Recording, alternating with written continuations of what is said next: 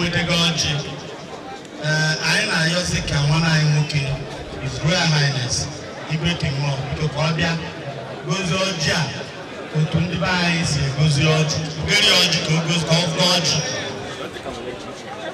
Chineke nwe ihe niile, Chineke kere ndụ niile, Chineke kere Enugu steeti, Chineke kere Nigeria, Chineke kere onye ndu anyị Gọvanọ Sullivan Chime, Chineke nyere anyị ka ọ na-eduzi anyị. Na-ekele Chineke na ndị ya n'aha Jizọs. Na-ekelekwe ndị ọ na-achị be anyị nwa. Na-ekelekwe ndị na-enyere ya aka na ndị na-eso ya n'aha Jizọs.